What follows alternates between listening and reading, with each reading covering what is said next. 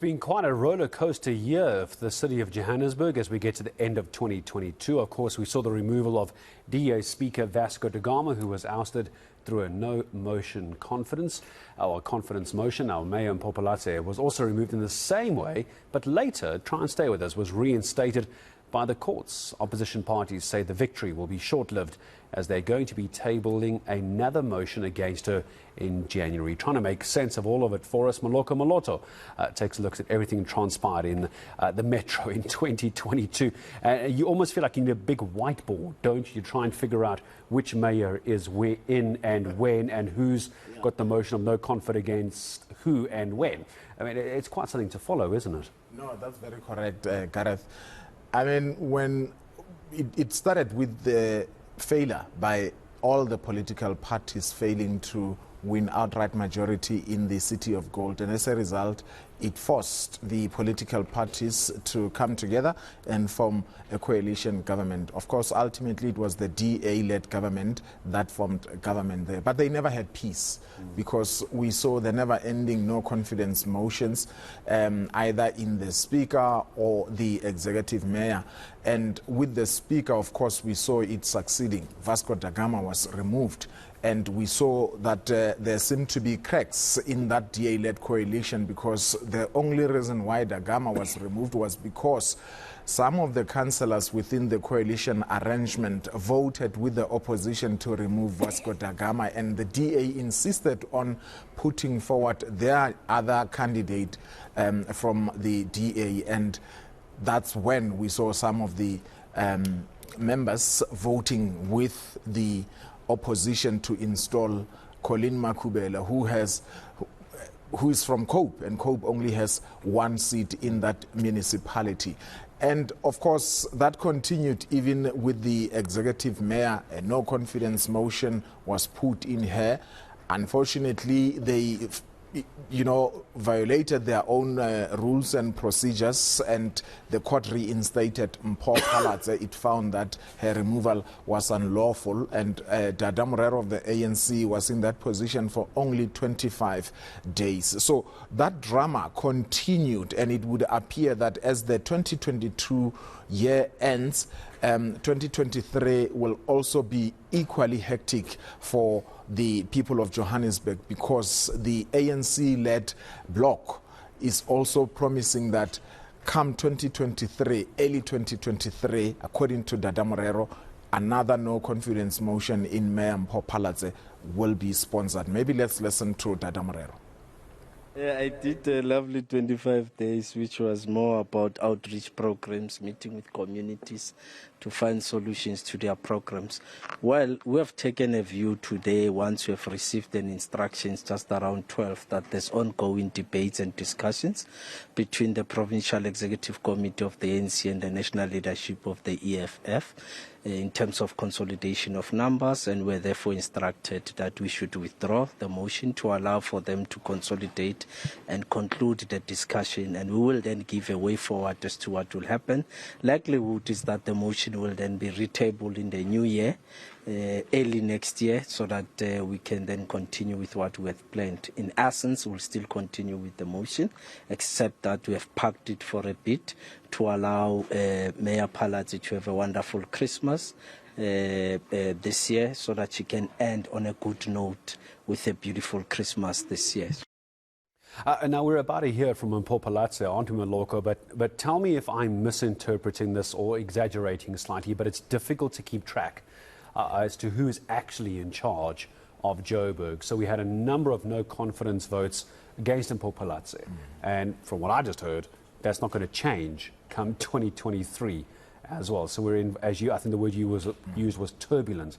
So enjoy the happy new year, because come January, it's going to get a bit bumpy, isn't it? No, that's true.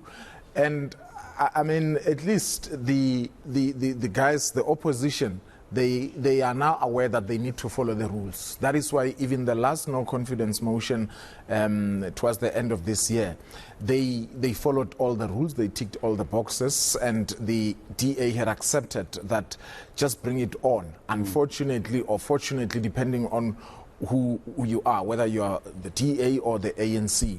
That motion was withdrawn, and that is why Dada is saying that Mpho will now finish this year as the executive mayor. Then what's going to happen next year? Who's going to be the mayor if they succeed in removing Mpho Palace? That question can only be answered if there are changes in Ekurhuleni.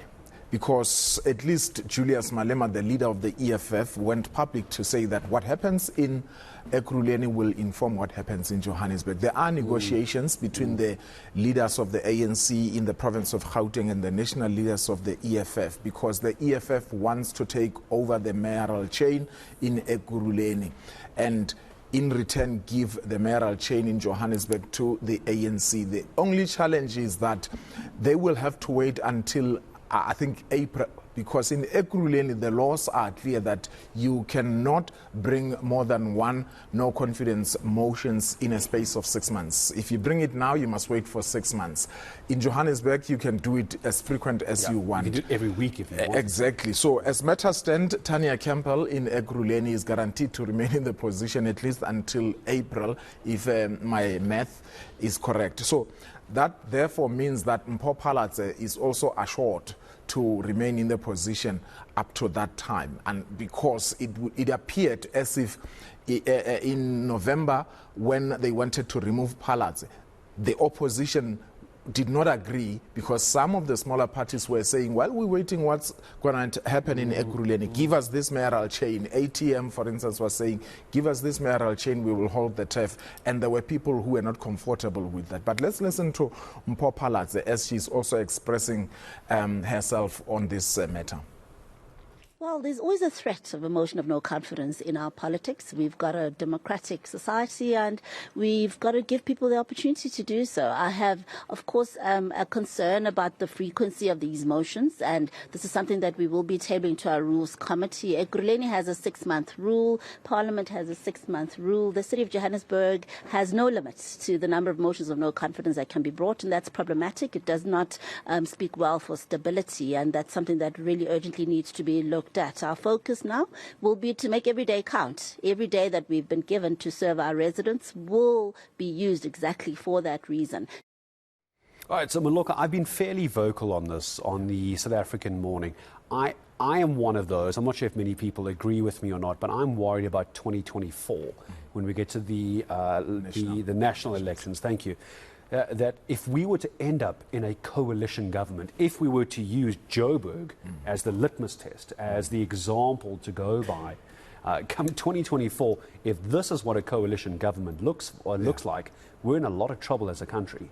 Well, firstly, the ANC has accepted in their during the National Policy Conference, in their documents, they had accepted that, look, it looks like we may not even get above 50% in 2024. No majority. Yeah, no. So we must just, as a country, brace ourselves for that. The difficulty is that coalitions are very difficult to run. I mean, in Johannesburg, we saw the opposition, because they have the numbers, they simply don't even pass certain reports. For instance, the city desperately wanted a 2 billion rand loan from the Development Bank of Southern Africa. The opposition that was led by the ANC voted against that. So if that continues, if Mpho Palace continues in her position at least until April, she's going to have a very difficult time, because she definitely needs money for the municipality to run. And if the municipality can get that 2 billion rand, it would mean that some of the projects will not be happening and service delivery will suffer. It is the people of Johannesburg, the voters who decided that the situation should be in this manner, because had they voted decidedly, today we would be having a governing party in Johannesburg. But yes, this is the situation that may just replicate itself at the national level come 2024. And even here in Gauteng, because the ANC in Gauteng is leading by, I think, 1 seat, slender majority, there's no guarantee that they will get it back. And this is why I think so many people are worried about 2024. If we keep changing mayors in Johannesburg and votes of no confidence and everything we're seeing within council, if you had to then and make that a national vision. Imagine that, trying to change presidents every couple of months or cabinets every couple of months. But Moloko, it's going to be a fascinating couple of years, and this is where it starts. And I thank Moloko Moloto, of course, for joining us here on the show this afternoon.